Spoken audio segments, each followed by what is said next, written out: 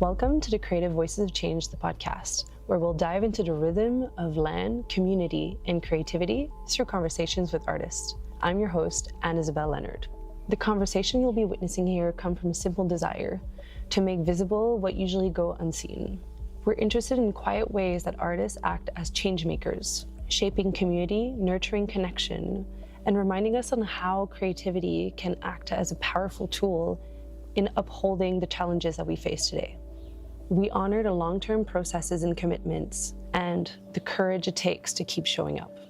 We'll share stories of creative practices, of bold yet subtle ideas, and community-rooted visions that remind us that the simplest ripple, may it be a poem, a gesture, or a song, can become a significant transformation.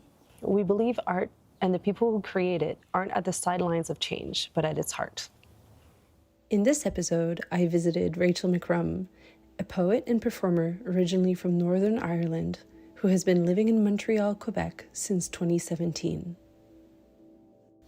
Her first collection, The First Blast to Awaken Women Degenerate, was published in 2018, and its bilingual edition, Le Premier Coup de Clairon pour réveiller les femmes immorales, translated by Jonathan Lamy in 2020, was a finalist for the 2022 Cole Foundation Translation Prize from the Quebec Writers' Federation. With spoken word artist Amélie Prévost, she co-wrote and co-performed in the play La Belle-Mère, The Stepmother. The show had its premiere in Montreal in 2024 and is now available as a bilingual edition from the publisher L'Hexagone. Rachel is also the vocalist for poetry noise group Pigs and Wolves. Their debut EP, The Unfortunate Waggle, came out in October 2024.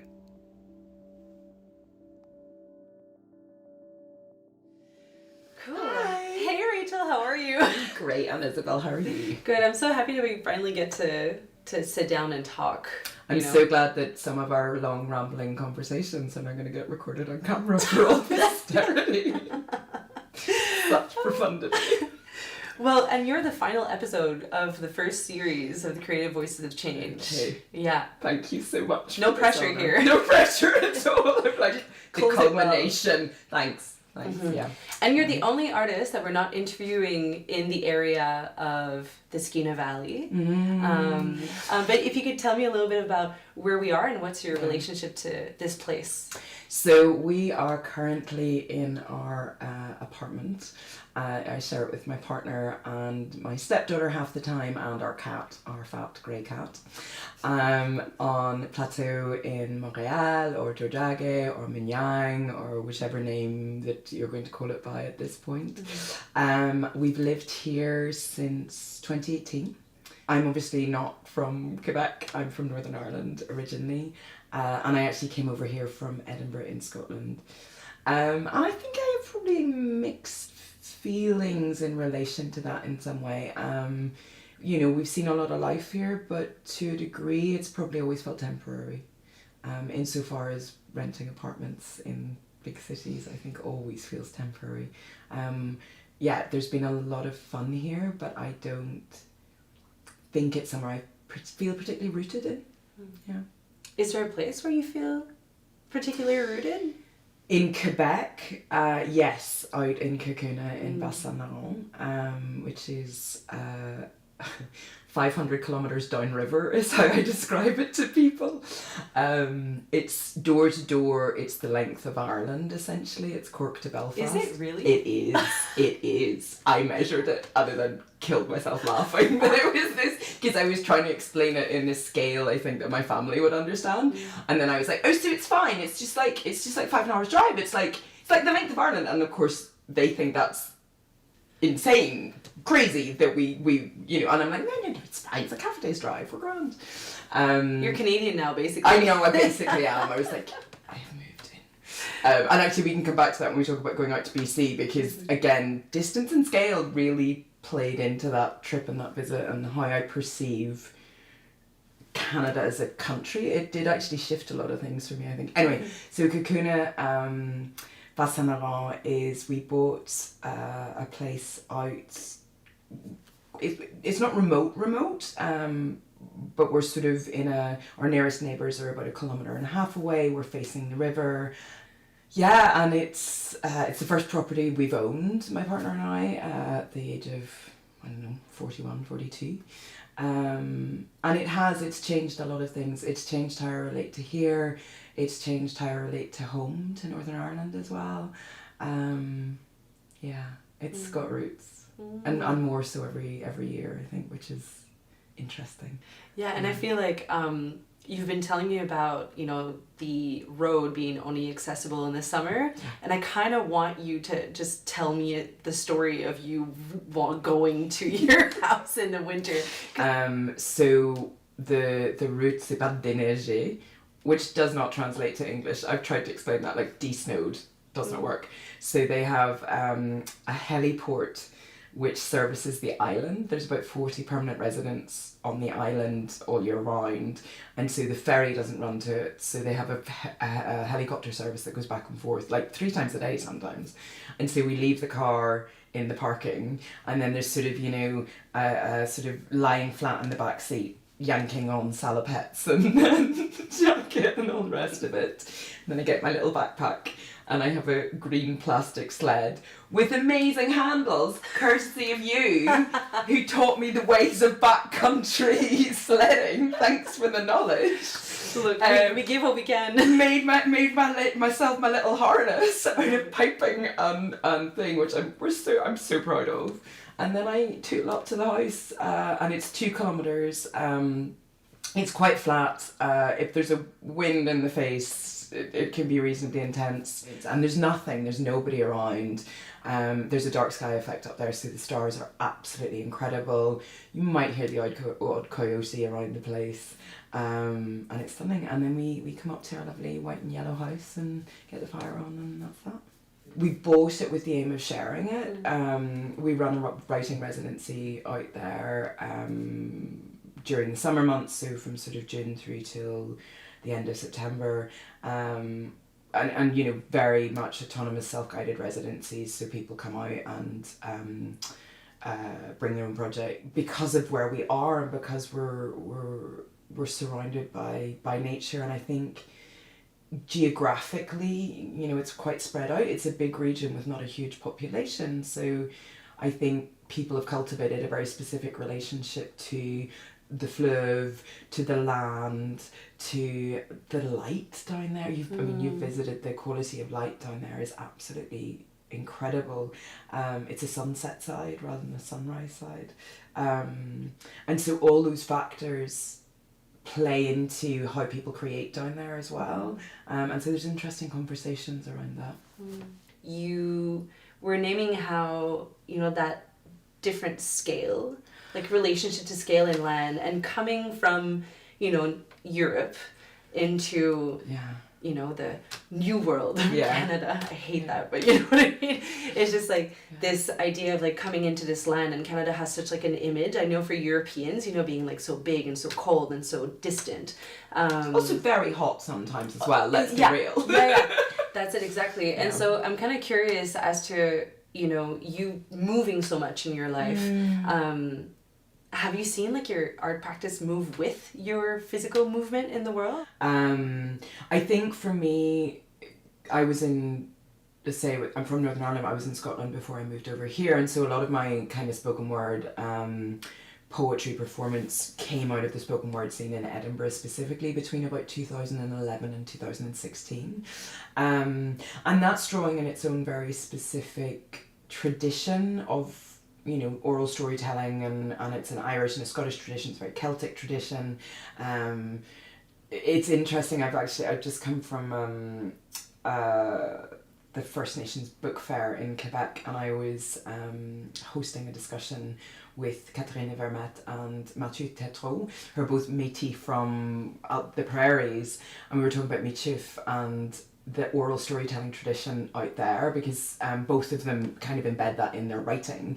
And there were similarities I could see between the Irish and Scottish storytelling, and the way that the Michif storytelling was described, which is essentially what I'm doing now, by the way, which is where you take 800 detours to get back to the point of what was originally being discussed. So this is going to happen a lot over the next 40 minutes. And so that was a specific thing in Scotland, but there was also, I think, a particular sensibility related to it. Where and why that's come from, I mean, there's an Irish similarity to it as well, I think, and there's something about humour is very important. Undercutting the moment is quite important, like not taking it too seriously, too earnestly, too sincerely. And then usually there's, you know, a moment where it is very sincere, and that's where the power comes in. And I do love it, and it's wonderful in live performance. It can also be not cynical, but you go for the laugh, you know. There's a little bit of wariness about getting to the heart of the matter straight away. When I came over here, this is more about culture than landscape, but we'll get there. I don't know how these things are related, but there is a difference. We're working towards it. We're working towards it. Like, just keep thinking of that thing about the spiraling storytelling before we get back to the point. Actually, so there were two things that happened. One was, you know, my partner's Francophone, and he's a poet and performer as well, Jonathan Lamy, and I'd seen him perform, and I was like, oh, there's something interesting going on here. It's very serious. And not that it was serious, there was humour in it as well, but it let itself be earnest, I think, be sincere. And that was really interesting. And it wasn't necessarily interested in courting the audience. It needed to be what it was on the stage, and it was given space to do that, and I find that really interesting. And also, it's a long, convoluted story that we don't need to go into, but a part of my introduction to cultural life over here was through First Nations. So it was particularly through the Innu writers, Josephine Bacon, Natasha Canopy-Fontaine, Naomi Fontaine, and again that same quality. There was that there was a sincerity in it that just let it be. How that relates to landscape, I don't know. Could we get into something hypothetical about, you know, a dense population and a spread out one? I think that's a bit too much, but yeah, there's something in that shift that I was interested in exploring when I moved. So that was part of it. Does that answer the question? Yeah. No, it's you know, being in some ways nomadic myself, you know, moving from one part of the country to the other, and then also spending a lot of time in different countries. I've noticed that my practice have been shifting, but there's always some kind of like, I don't know if truth is the right word that I'm looking for, but there is something that stays the whole time, and I feel like you know, observing you and your practice in moving, and especially because you move from one side of performance to the other, you know, you're in writing, you're in music, you're in theater, you're you know, moving around. That's been a lot of shifts. And so I'm seeing this kind of like movement happening within your practice, but also physically, you know, geographically.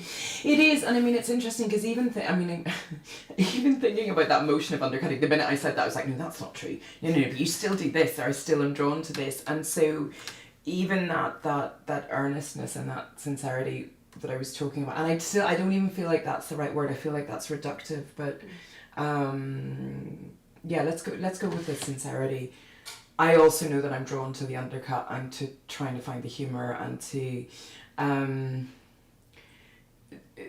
something that acknowledges all the darker, messier emotions that make us human. and being able to articulate those and express those. And I think this is part of a process that I'm actually very much in at the minute, because I came over here and there were a number of years from about sort of 2020, and I was very much looking at, land-based work, and I was looking at Celtic mythology, and I was looking at, the Wheel of the Year, and I was really trying to get hold of something that was to do with, how we relate to the natural world, how we express it, how can that be translated into art, particularly language. If you're looking at landscape, or you're looking at climate change, you're looking at something that is so physical, and we're trying to describe that in language. That's a strange thing. And so actually I was going into more movement work, into more, embodied work, which I was really enjoying. But I also know that I've had a slight reaction against it. It's not quite where I want to be, if you know what I mean. I'm like, okay, I'm trying this, and I'm doing some learning around this, and I'm reading this, and there's a philosophy here and a worldview that I do embrace in part, but with the arrogance of a poet going, but it's not all I want to talk about, and there's also something over here which is just to do with how we interact as humans, and how we are to one another half the time, or how we, mess up, or how we live in shame and then crawl out of it back into a moment of grace. Humanity was not meant to live in a permanent state of grace. We are not built for that at all. We are not built to be harmonious. We're disasters who kind of sometimes get there, right? And so this is a work in progress at the minute. I haven't found this balance, but I know I'm looking for it, I think. Or I'm looking for a way to express it or explore it. Yeah, and it sounds like you're, the balance, but also I'm hearing kind of dwelling in a form of complexity as well. Yeah. That like a lot of things can be in many states at the same time. Yeah. Like chaos is a part of that balance as well. And so like how does your practice as a poet, like just words in general, because I feel like words have been accompanying you for so long. For me it's more in the visual world, and so I'm always like obsessed when people can play with words, because for me words have such like already defined, if you open a dictionary you can find a definition for a word. And then I feel like that one of the strengths of poets and of your poetry is taking these, you talked about humor, but also creating different images and going around. And so what has been the role of words in language? It's so I think as poets we all carry a certain vocabulary, because poetry is such an art, not always, but often of association, of comparison, where metaphor and simile. So we're taking, the broadest of human experiences and emotions, or the most universal of human experiences, and we're putting a certain vocabulary on them. And that vocabulary is one that we know well. Each poet has their own specific set of languages, let's say. They come back to their set of images, and I know what mine are, and I actually need to write myself a list and stop using these words in poems. I'm not allowed to use belly anymore. I love the word belly. I love it. You've exhausted it. I've exhausted it. I'm not allowed to put belly in anymore. So, but we carry this specific vocabulary with us, and it becomes a through line. It becomes a thread through our work. And for me, a lot of my vocabulary in my earlier work was related to the sea and actually boats, and that was where I had a specific set of tools to play with. I had a specific set of words, of images. It meant a lot to me. It was a huge part of my inner being and inner landscape, and I grew up by the sea. I grew up sailing. It's meaningful for me in terms of family relationships, in terms of friends. It was particularly with my first book, I was interested in movement and migration. It was at a point when we were seeing the boats coming across the Mediterranean quite a lot, which they're still doing, of course, but it was that kind of first big wave of refugees who we were seeing trying to cross in these tiny boats and getting lost and killed and drowned. And so that movement of what it would be like to be in a small boat day in and day out, the danger of that, the discomfort of that, at a physical level, I was like, well, I have words to talk about that, but not that. So it was something I wanted to talk about at the time. So that vocabulary and that language. and then moving location, or simply evolving and going, okay, I need to try and learn a new vocabulary, I need to try and learn a new language. And I'm saying language, you know, within English in this way. I haven't even touched trying to cross English and French, because we're not near the sea here, and if I want to relate to this landscape, and if I want to relate to or down in Kakuna and Bassanara, I don't have words for that. I can't name those things, right? I can't name them and I can't know them. And so that's been interesting to realise how the work has to go in to really deeply know that landscape, to care for it. I think there's, you know, you can't you can't care for something you don't know, and language is a big part of that. And so what came out this summer was, we finally, when you go down to Bassanara, they're famous around Kamouraska, but you'll see them going on to, there's this big flat plain near La Pocotière, and then the Cabarons come up, and the Cabarons are these amazing sort of outcrops of rock that stick up. They're not mountains, they're not drumlins, they're not boulders, they're cabarons, or monadnocks in Anishinaabe, I think. I'll have to look, don't quote me on that. So I'm still learning, right? I'm still learning this language. And so we live among them, like they're up behind the house, and so I climbed up and walked up them without being able to name them. And then we're going to go and do some guided tours, and we're going to go and like get people who know about this and get this language. And it's profoundly shifted how I can talk about them now, because I know what they're called, and I know that they have a specific ecosystem which you would usually find much further north, and they're protected, and they should be, and the grey pines are there specifically, and so there's all these little bits, but you have to do the work of knowing the language and knowing the vocabulary and naming it before you can even start writing about it, you know. I always remember I was BBC Poet in Scotland, BBC Scotland Poet in Residence years ago. It was the first one, despite, let us point out, not being Scottish.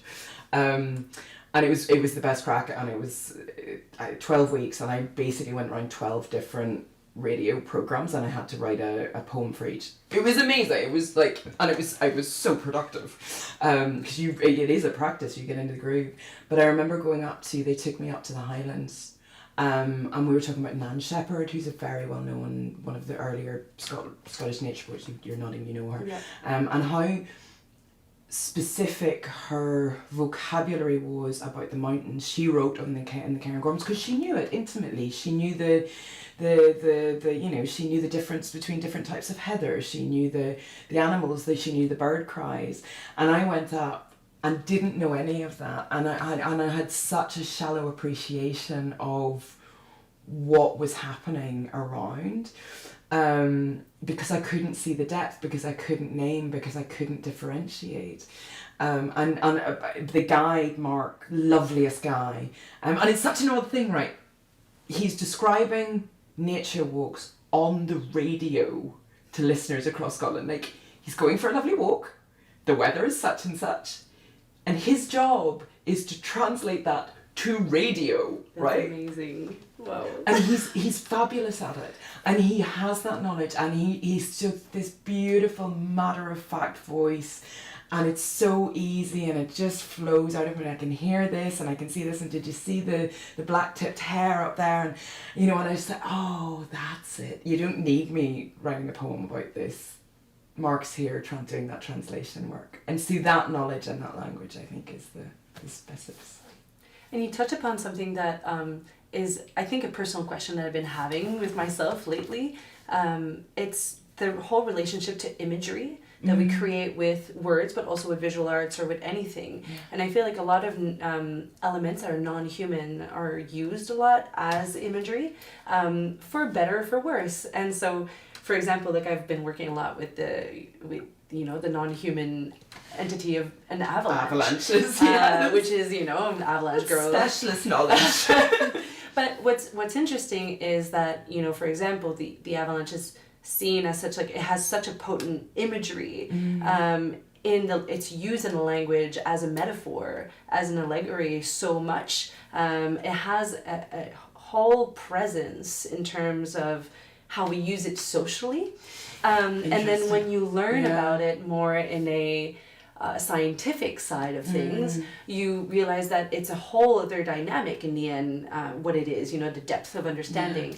So I'm kind of like curious to hear you about like, what's like the, you've touched upon the idea of deepening through like learning to see, learning the words to be able to deepen the relationship. I don't know how to quite like put this question without being in like this kind of like binary thing. But how do you feel about like, let's say, artists coming, painting Le Fleuve or painting like a, writing about, going to an artist residency for 3 days a week and then writing about something they saw and then completely maybe missing the point. But then it opens also something within them, so there's something very relational. There is, and I mean, I think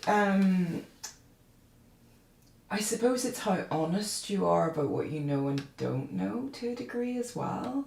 I don't think there's anything wrong with somebody going in and saying, I've seen this thing for the first time and I do not understand it, but here's everything I've got in my toolkit to talk about my experience of seeing this thing that I do not know. And that depends how good your toolkit is actually, right? How well stocked and have you kept it sharp? And that's, beautiful things I think can emerge from it. Going in, assuming that you know a lot about something and then going, well, I know everything there is and I will express that, possibly more dangerous territory. I'm just thinking of you, with your avalanches, because we obviously worked on that together and worked on the text, and I know nothing about avalanches at all, which was fascinating because you do know so much, and I learned so much vocabulary. I've got slab in my head. All I have in my head is slab right now. But actually, it was fascinating to do that work of translation with you, I think, of going, here is the experience of it. You were obviously bringing in the complexity of something that was very personal to you as well, but also challenging, I think, that stereotypical language around avalanches, that certain understanding we have, without it becoming too scientific and too specialist and too remote and too far away. That's the trick, right? It has to sit in the middle where somebody who knows nothing can pull in. And we went into interesting territory around release and tension and being held and comfort actually as well within that space. Suspension obviously being a huge part of it. I'm like, speaking of someone who has no knowledge of avalanches, I'm like, I know all about avalanches. Like, that's the danger, right? Is you read it and you go, well, I know many things. But actually it went to different universally felt states of being with using that specific vocabulary without it becoming too technical or specialist, but in a way that I don't think people have been able to think about avalanches in that way, because we don't know when you know and have been through and have a lived and embodied experience of going through them as well as observing them that not a lot of people share. So that's a really good example, I think. Yeah, and it's that in-between space of knowing and not knowing is very potent. There's something about this very flexible approach and curiosity, which kind of brings me also to asking you about your time in TELUS. Because you arrived there, you participated at CIMA Festival 2025, so in January it was our 3rd edition, and you kind of arrived for the first time in BC, crossed Canada. Toothless. And for the camera at home, I was missing a front tooth through the whole festival because I was waiting for an implant. Oh, we'll put some B-roll. Yeah. And jumping from what we were just talking, you arrived not knowing and being invited by this community within this community. How did that feel? And how did you live that experience of coming to TELUS?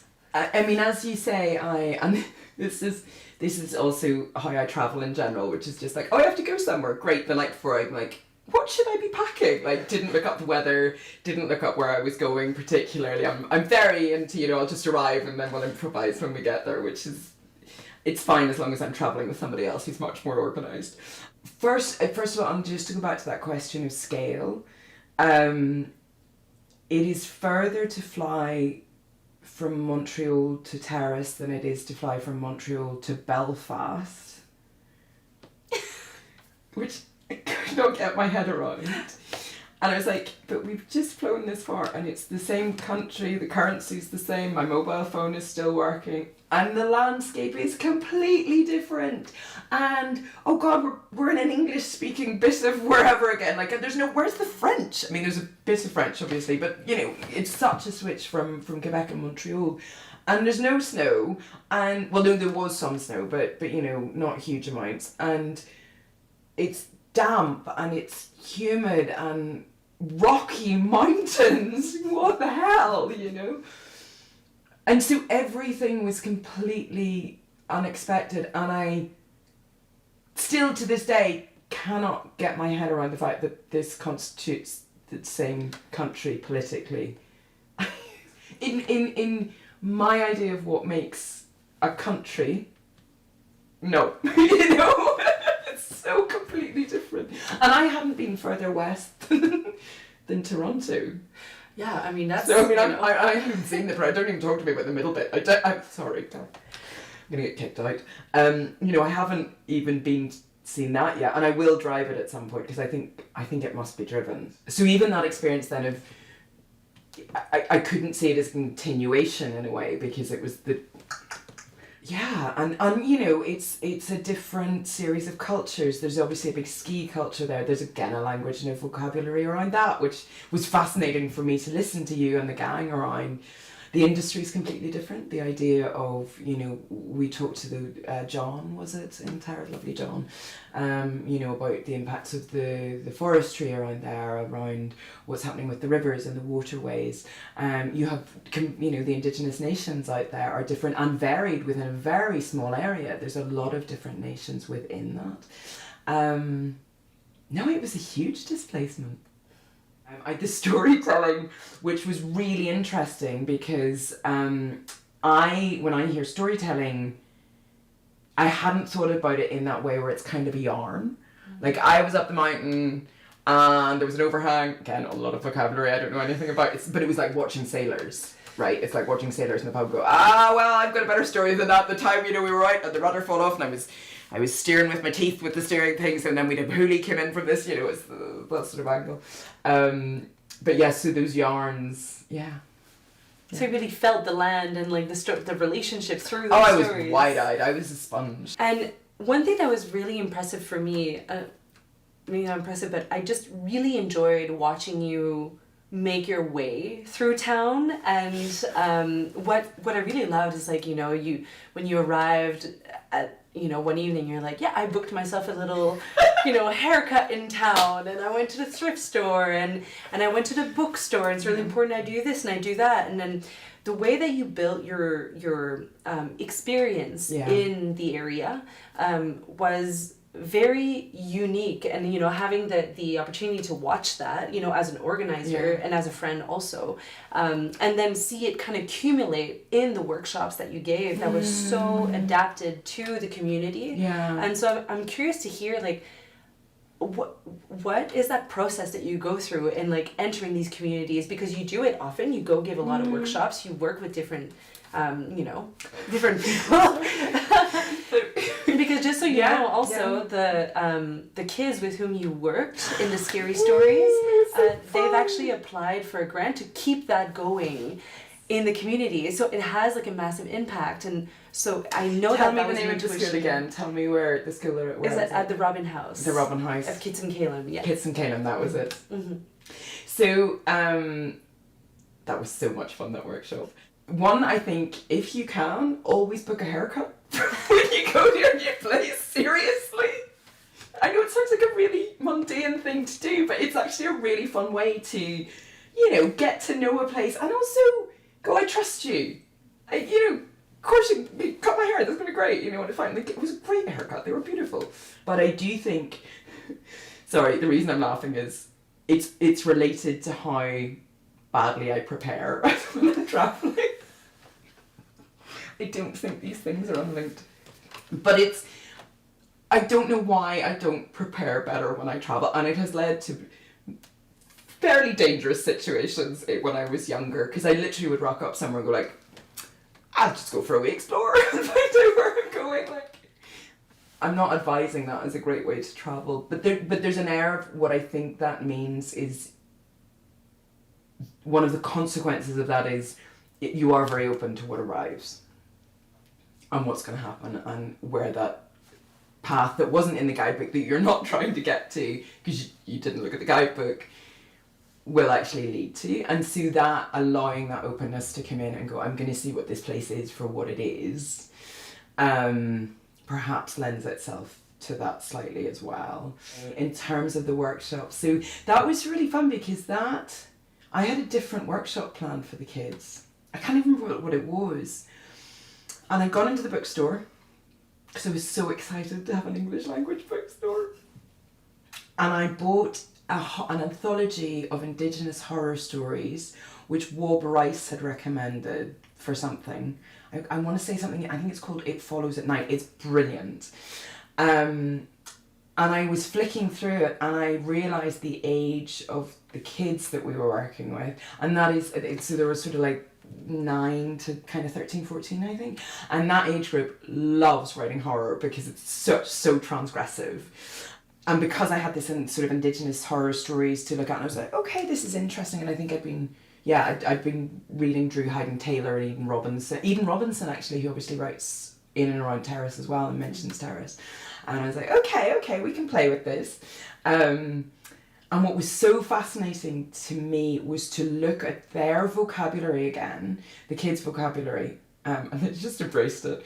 And then look at what was a source of scariness, or where were the environments that might be scary for them, and what they knew. And so, like, I didn't grow up in forests, so I had horrible forest fear when I arrived in Canada, and it took me a really long while to actually be at ease in forests. Even if I was with someone, and particularly if I was on my own, I would get really profoundly spooked. But they're not scared of forests at all, because obviously it's a really heavily forest. And there was one story I remember, and they did this brilliant moment where the forest went silent, and that's how they knew that the scary monster was coming, and I got them to create these crazy monsters. Because they knew that the forest shouldn't be silent, right? And there was somebody else, I think it was a sea monster, and they weren't at ease with like the water. So, it's so specific to that place, what was scary, and it was so different to what I would have brought to it, or I would have thought of, or I would have written that. That was really, really fun. I really enjoyed that. It's always something for me because, as artists, we feel the impact of art in our daily lives. And so I'm kind of curious to see, in entering this, of course you had them write a story. Mm-hmm. But I'm curious to hear you speak about art as a process, and not only in the finality of writing a story. Oh, yeah. What is art for you as a process, and not as like a final, outcome? So the process is everything.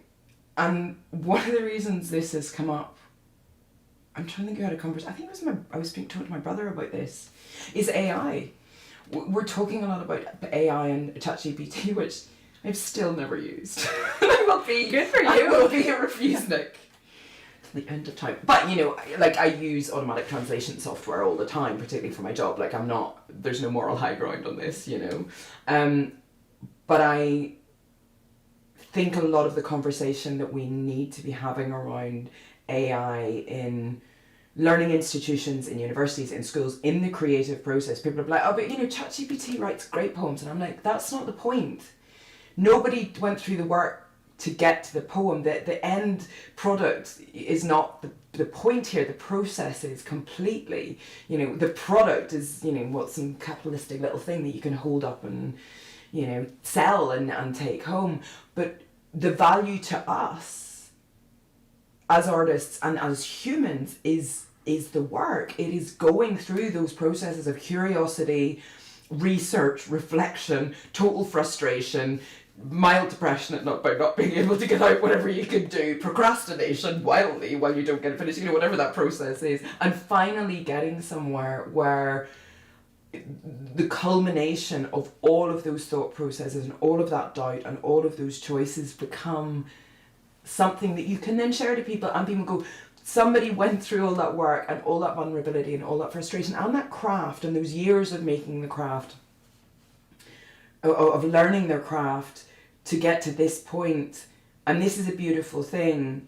And yes, I will receive it as an object, whether that's something physical or whether it's a poem or a song, because I can appreciate the work behind it. And I think I'm not actually despairing in this, because I think all of this AI stuff, and there is a backlash happening against the slop, and we are starting to think through this now. If we're good, and if we can resist it being foisted upon us, if we're clever, if we're good, it will lead to a better appreciation of that process, of the creative process, of the work being done. And I genuinely believe that. But I also think it's up to us probably to talk about that more and go, look, here is the beauty of this. Here is the connection. Yes, machine learning can be useful in 100 different ways, but don't even imagine it can replicate the value for us of the creative process and the value that we need to place on that and articulate what that can do. One of the questions that I really have is so many people when I give workshops as a visual artist say, oh, I don't draw. Oh, no, please don't let me go there. I'm not good. I'm not an artist. And for me, there's like an interesting idea here, and where everything you've been naming about the process being a bit still like ChatGPT can do poems, that thing. Yeah. But it's like, well, what do you think, is lost in not ever tasting what it means like to be in a process, whether it's artistic or the epiphany and moments of sheer, not even satisfaction, but wonder that something works, or that you found the right word for it, or that it, and I'm thinking, because I teach a lot, and I do teach a lot of kids, and it's great because you have to do it with paper and pen, right? They can't GSET. And you take them through the process enough that you go, yes, 10 of your things will be crap, but one of them you're going to go, oh, I didn't think I could do that. And it's not self-satisfaction, it's wonder. And then the hard work comes in, right? And that's when it, half the things get discarded. But in the shape of in a class, in a workshop, I've there's an exercise I always do with kids, and even I've done it with from 6-year-olds to 15-year-olds, where they have to think about the image of a cartoon character getting an idea, and it's a light bulb, right? Because that's a metaphor, Emily. Idea is a light bulb. I co-developed this workshop with people in Scotland, just not to take credit, this was all my idea. But we did it with tons of school kids out there for a project with the Edinburgh International Festival, I think. So we get them to think about sources of light in the universe, right? I'm just thinking, because we've got a candle here, we've got a light bulb there, we've got the sun outside, and it has to be, did we let them do reflected light as well? We talked about the difference between reflected light and what is actually emitting, fireflies. And kids are amazing because they'll have really weird specific knowledge about the specific type of mushroom that is, fluorescent, and the type of deep sea fish. Anglerfish was always a big one. They're like, anglerfish, we've just done this. So anyway, you get them to do all the sources of light. Then you introduce the idea that inspiration hits like a light bulb, and then well, what if it wasn't a light bulb? What if it was a candle, or it was fireworks, or it was a light bulb, or it was a sun? Why? Why does your thing correspond to that source of light rather than the other? Give me some words to describe that. And you take them through that process, and it's so simple and it's so tiny, but they'll have understood metaphor by the end of it. And not only that, they'll have understood the power of being specific about the qualities of an object to translate to an internal feeling with them that they then get to communicate out. And that's the basis of poetry, right? It's so simple. It goes back to language and vocabulary and things being specific again. But it's so satisfying to take them through it, because literally the light bulb or the fireworks or the Xbox light was a big one for loads of them as well. It was okay, if that's what we're going for, tell me why the Xbox light is you. And then I would get half a page on their favourite video game. But but you see that switch, that click, or that flare, or that just little glow. And that's important. That's what you get from it.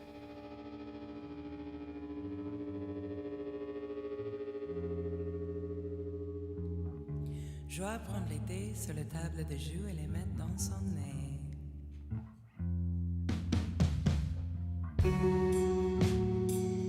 Les gens ont peur de joie. Joy has seen a river but not the ocean. Joy avoids deserts but likes to look at cloudless night skies, shoals of fish, and the movement of beaded curtains. Thank you so much for taking part of this conversation. And so, as every podcast episode, we're going to finish with 3 little questions that I asked you before. So my first one is, which book or author, film, podcast kind of had a massive influence on you and your work? So, the podcast that I'm going to say for this one, and it's partly because I've been spending a lot of time in the car going back and forth from Montreal to Cacouna, so it's pertinent. Suddenly turned into a podcast person, is the Blind Boy podcast, which comes out of Ireland. I have recommended this before. It is, just hits all my buttons, and in a way it's reconnected me back to that sense of just anarchic humour / willing to see kind of the mythological side of things / politics that I do think, for me, Irish and Northern Irish art does so well. So Blind Boy, and I recommended this in another podcast, and somebody that looked up his real name, and we don't need to know Blind Boy's real name. We don't need to know who Blind Boy is. Blind Boy wears a plastic bag mask on his face for very good reasons, which he would talk about at length in the podcast. He has been putting it out for like 7 years. It's once a week without fail. He talks about politics, he talks about neurodivergence, he talks about mythology, he talks about colonialism, he talks about art. It's incredibly funny. It's really well crafted, while it sounds like he's just sat down and rambled for about an hour. Occasionally you're like, Blind Boy, is it true? But for the most part, it's incredibly well researched, and it genuinely is. It will shift your perceptions on things, and it's incredibly funny. What about an artist or an artwork that kind of changed your life? Yeah, I mean, my go-to for that, and I don't have my book here, was always Seamus Heaney. I'm sort of like, these are all white Irish men. As a younger poet, he was incredibly important to me. Won the Nobel Prize in the mid-90s, was writing in Northern Irish vernacular, so, and it was a real light bulb moment for me. I'm wary to say one artist or one artwork, to be honest, because it also changes every year. I think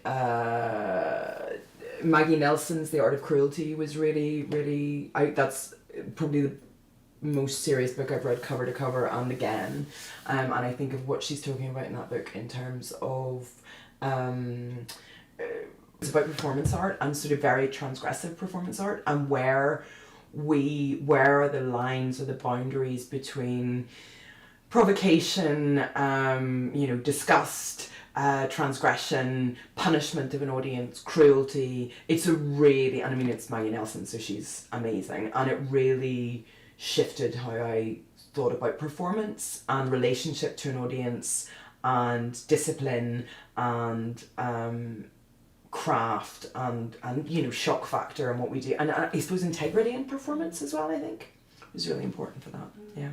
And my last question for you is there like a project that you want to share with the listeners that you're proud of, or a last little story or a bit of your life? That's so. Let me do my promo.